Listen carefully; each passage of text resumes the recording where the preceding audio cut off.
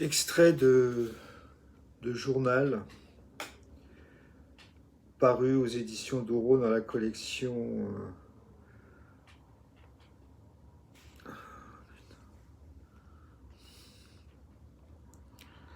La Bleu Turquin, La Bleu Turquin, dirigé par Jacques Coda.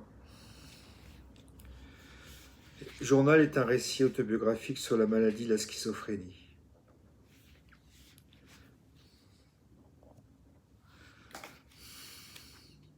Chapitre 7, extrait. J'écris dans mon cahier de brouillon que j'ai aimé Marie-Isabelle le 17 mai 1996, l'ayant vue auparavant la première fois le jour de l'Ascension. 21 mai 1996. Rencontrer Marie, bourrasque, imprévisible. Jeudi 16 et vendredi 17 mai. Et ça continue, problème avec Gérard, ne pas perdre un ami, chercher la solution. Pensée positive malgré tout, je ne suis pas un traître, mais un maladroit sensible, et qui, dans cette situation-là inédite, n'a pas su contrôler ou bien assurer, non pas ses pulsions, mais les conséquences de ses actes. J'aime Marie. C'est un amour inespéré que je n'attendais pas.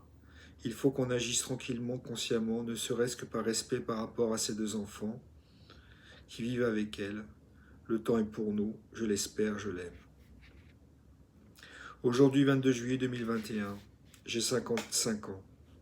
L'art ne reproduit pas le visible, mais rend visible. Paul Klee. 2 semaines de panne d'écriture. J'écris à VM.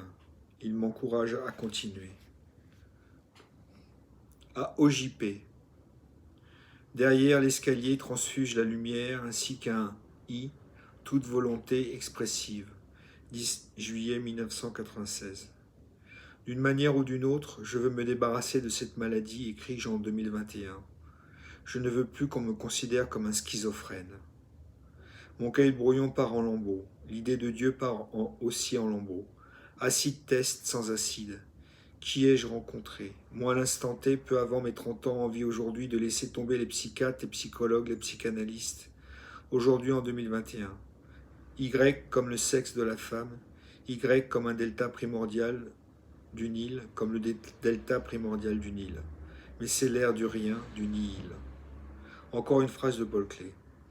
Ici, bas, je ne suis guère saisissable, car j'habite aussi bien chez les morts que chez ceux qui ne sont pas nés encore, un peu plus proche de la création qu'il n'est habituel, bien loin d'en être jamais assez proche.